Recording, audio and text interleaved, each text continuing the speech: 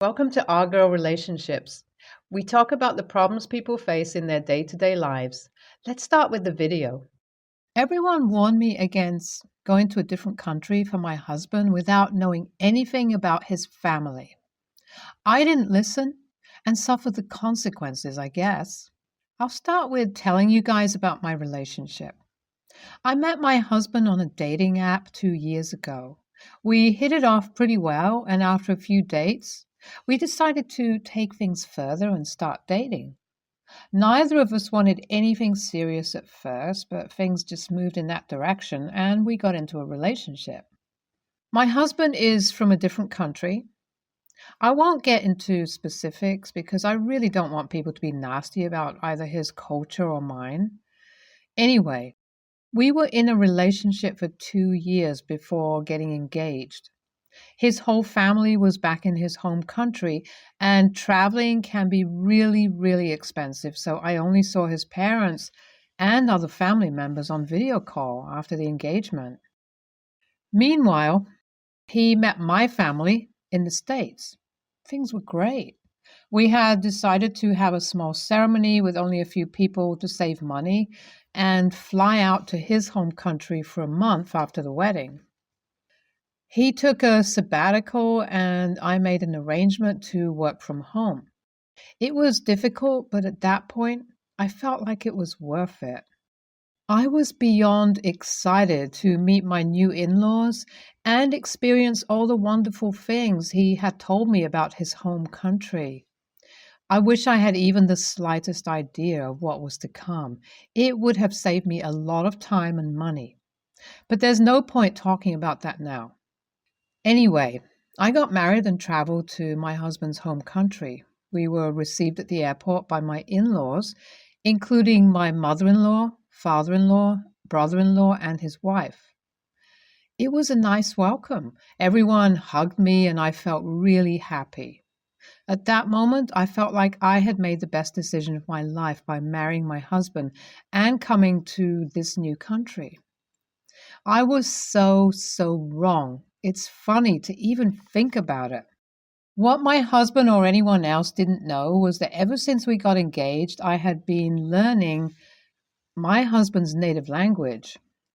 We had talked about living with his family for a while after the wedding for a long time, and it had instantly made me think how nice it would be to surprise his family by speaking their language at a family gathering or something. I had worked really hard listening to YouTubers and songs and even read children's books. It was very difficult to hide it from my husband, but I had somehow managed it. By the time we got married, I knew enough to have simple conversations and read very basic texts. Just after I had hugged my mother-in-law and almost thanked her for coming to the airport in their native language, she turned to my sister-in-law and said something that felt like someone had stabbed me. I didn't hear the whole sentence. The only thing I heard was fat and short too. I instantly realized they must be talking about me. I'm not massively overweight in any way, but I have a curvy body, and yes, I'm quite short, especially compared to my 6'3" husband. The moment my mother-in-law made the comment, my sister-in-law laughed and hugged me. They must have been thinking I'm the dumbest person alive. My husband was at a distance helping to get our luggage in the car, so I couldn't immediately tell him. On the way back to my husband's home from the airport, I was put in the car with my mother-in-law and sister-in-law. My sister-in-law was driving. My husband took the other car with his father because he wanted the women in his life to catch up a little, apparently. I wouldn't mind this at all, if not for the earlier comment. But as I came to realize later, that was some of the better things she has called me. On the ride, my sister-in-law was speaking to me in English while translating for my mother-in-law, who barely knows the language. When I tell you she would not stop saying awful things about me, you won't believe how bad it was. She kept calling me a word which I know is a derogatory term for foreigners, and criticized everything about me, from my body to even my curly hair. Nothing was spared. I don't know how I stopped myself from having a breakdown. When we had almost reached, I think even my sister-in-law had enough. She snapped at my mother-in-law, saying that I was fine however I was because who else would have married him after what he did? My mother-in-law got quiet after that, and my sister-in-law told me that we're almost there. That's when I started to get scared. What did my sister-in-law mean? She was clearly talking about my husband. What had he done? What had I gotten myself into? Suddenly, it hit me that I was in an entirely different continent, away from everyone I know except my husband. And after what I had heard, I didn't even know what to think of him. After we reached my in-laws' place, they put up a great show of welcoming me. My husband immediately came to my side and was trying to be as affectionate as he could in front of his parents, and it took everything in me not to push him away from me. The next few days were just hell. I had to be around my mother-in-law and sister-in-law constantly, and my mother-in-law would be just constantly complaining about me. This was always followed by my sister-in-law fake smiling at me and telling me a translation that I knew was a lie. The worst part was that I couldn't even understand everything they were saying because she spoke very fast. So I was just paranoid and heartbroken the entire time. But my goal was to find out what my sister-in-law meant that way. So I tried my best to listen to every insult, pretending that I believed the fake translations, and spent almost all my time with my mother-in-law and sister-in-law hoping they'll talk about it again. I'm glad I'm not totally fluent in the language because who knows what they might have been talking about me that I didn't understand properly. It had been 2 weeks though, and I was getting really impatient. It was also getting increasingly difficult to smile through the insults and the taunts. My mother-in-law said most of it, but sister-in-law didn't hesitate to chime in at all. On the other hand, I was getting increasingly paranoid about my husband, and it was horribly difficult to be around him, pretending everything was the same. I had some close calls when things got too hurtful and I almost spoke up, but I somehow managed to keep my mouth shut. My parents and friends frequently checked up on me, and I had to lie to all of them and pretend that I was having the time of my life. All in all, a truly awful situation. I decided then that I have to do something shocking that will make my mother-in-law angry and undoubtedly start a family discussion about me. The solution? Wearing something absolutely scandalous. I knew that my weight was what bothered my mother-in-law the most, so the right clothes would definitely set her off. I hadn't brought anything like that with me, so one day I slipped out unnoticed by everyone and went to the local market. After looking around for a bit, I found exactly what I was looking for: a satin slip dress with a thigh-high slit. My husband was planning to introduce me to some old friends at a party, and that became my perfect excuse. The evening of the party, I stepped out wearing my battle dress, and voila! The first person I came across was my sister-in-law, and her raised eyebrow and super uncomfortable, "You look nice," told me all that I needed to know. Even my husband looked at me and said something along the lines of him not knowing I had an outfit like that. He tried to hurry and get out of the house before mother-in-law saw me, but I made sure to see her. The moment she saw me, her whole face became red. She turned to my husband and said that she had enough of this fat girl embarrassing their family. My sister-in-law heard and came rushing in. She told mother-in-law to calm down and was just starting to say something about my husband when my mother-in-law looked at me again and said he would be better off with Julie because she had already given him a grandchild. There it was. I instantly asked her in their language who Julie was. When I tell you there was a pin drop silence in the room, my husband and sister-in-law almost at the same time asked me, "You understand us?" Anyway, long story short, my husband has a whole second family with a woman named Julie. They have a 4-year-old daughter. He left them when he got accepted into a great uni in my home country.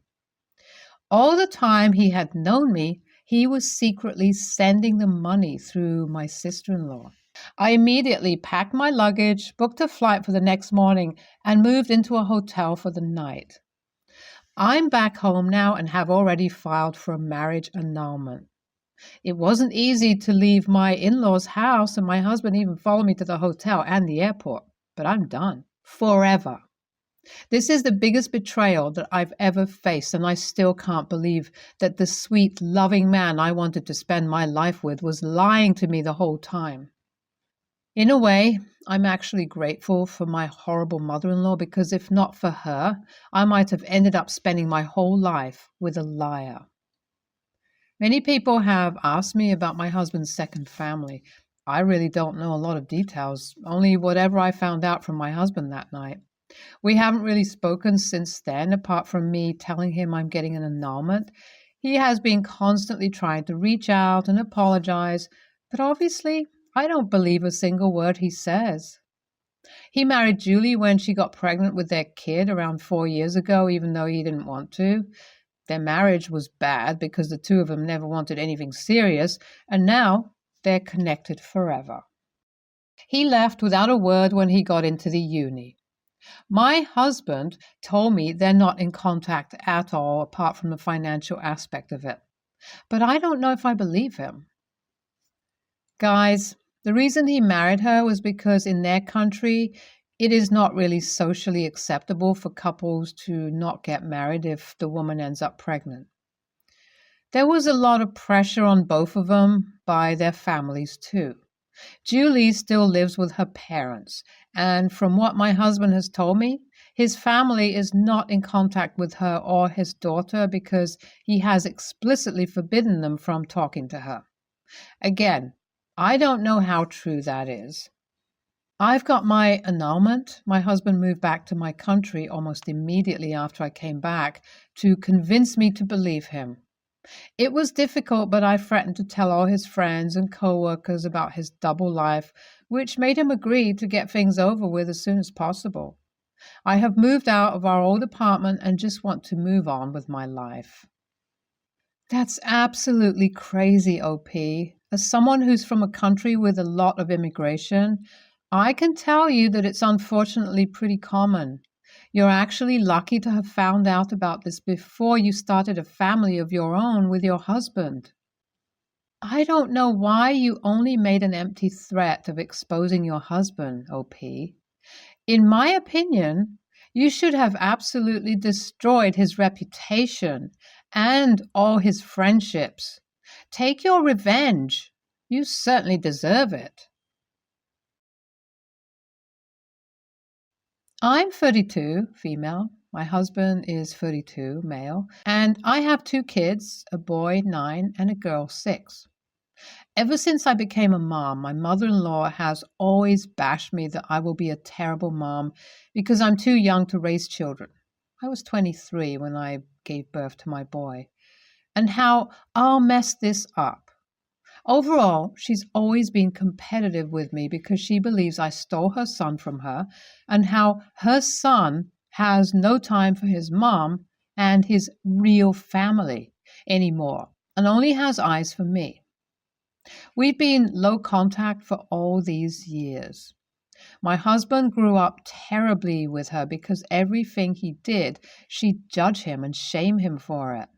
Even the most harmless everyday stuff.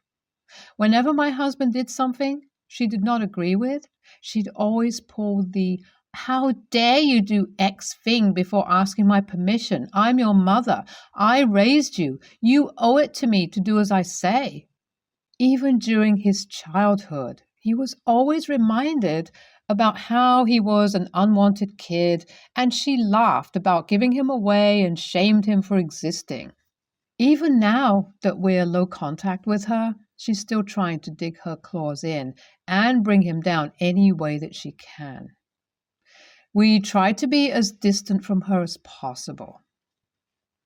Last Saturday, a cousin of my husband was having an engagement party, and us and our kids were invited. So was my mother in law. So while we were there, she was trying to chit chat with us. At first, she was nice, considering we haven't seen her in months in person, but a while later, she revealed her true, authentic self once again when she wanted to judge my parenting style and call me a weak mother, and that my kids won't respect me unless they fear me. I asked her, why would she say that? She said she'd noticed me being all sweet and gentle, talking to my kids, serving them their plates, etc., and called me my kids' servant and said that I'll be a doormat to them when it should be the other way around. I told her, I'm sorry, but I'm not taking advice from someone who was a horrible mother herself. Seeing how my husband suffered because of you disgusts me to know now that I have kids of my own, and I always think, how could a mother be so cruel and heartless to her own kid? How dare you? Keep your advice. She then started making a scene in the middle of the engagement party in order to shame me for saying that to her. My husband and I tried to ignore her and be as calm and civilized as possible in order not to further contribute into her tantrum and further ruin the party. But certain relatives said I should be ashamed for shaming mother-in-law because she's made so many sacrifices for my husband, and he'd not be here if not for her. And I was also shamed for talking back at her when she just wanted to offer advice.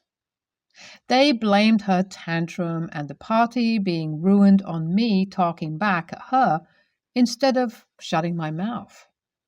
We left shortly after, and mother-in-law called my husband to further cry and complain, and he cussed her out for being a terrible person and hung up. I don't know if I'm TA for this situation. NTA. While it is disrespectful and you definitely owe your hosts an apology, you are only human, and that woman, mother-in-law, should also keep her mouth shut. Telling people that they are bad parents repeatedly is being rude. I'm glad you know to be very LCNC and how to grey rock her. I'd bet mother-in-law set you up just to get the family on side. Simply apologize to anyone who is upset, except her, and let them know that this has been an ongoing problem, and you'd consider apologizing to her if she agreed to stop bashing your parenting skills. Not that you owe her an apology, but there is a breadcrumb to put the ball in her court and take the weight off of you from bystanders. ESH. Mother-in-law way more than you. But instead of taking the high ground, you chose someone else's engagement party to say things that, as a sane and intelligent person, you knew would escalate a scene. Nothing you said was out of line, and you were provoked. Everything with your mother-in-law was way out of line. The only reason you're a soft AH is that after 9 years of needing to say those things to her, you chose someone else's engagement party to say what needed saying. I, 22, female, have been with my girlfriend, 25, female, for 3 years. Things are great, and we recently moved in with each other. Ignore my English, not my first language, and not using preferred platform. We had invited friends around. We're all adults, with me being the youngest and the eldest, Alan, being 31. We aren't friends with him. He's dating another friend. I've known some of these friends for upwards of 10 years. They all agreed to come around. Alan was invited because he's an okay guy and he's dating another friend who I've known for a long time. Alan has this thing where he'll make comments like, "Who's the man?" between me and my girlfriend. Apparently, the whole group decided it's clearly my girlfriend as she's a tomboy. I don't care about this. She does and in private gets upset, but I don't want her to change her interests just because people think she wants to be a man and she wants to fit in. I don't believe in gender stereotypes. I'm apparently more feminine, which does also get a few comments from Alan about how I just haven't found the right man, which, whatever. I don't care. I'm comfortable in my body and sexuality. He'd asked this question, which upset my girlfriend, but then followed up with, "So, my name will be having babies, right?" Because according to him, it'd be a shame. So I replied, "Nah, I'm the man in the relationship." When I got asked why I said, "'Cause I got a massive cock." Now, it isn't funny, maybe crude, but whatever. But he got upset, and some friends said it was unnecessarily crude. I said to the friend dating Alan, it was unnecessary for her to date someone who's sexist. But here we are. It's caused divide, and my girlfriend wants me to apologize just to smooth things over. I won't because while it wasn't funny, it's just not necessary because we're all adults. And also, I'm enjoying the break from Alan breathing down my throat. But my girlfriend didn't appreciate the joke either, and it's just a whole thing. AITA? NTA.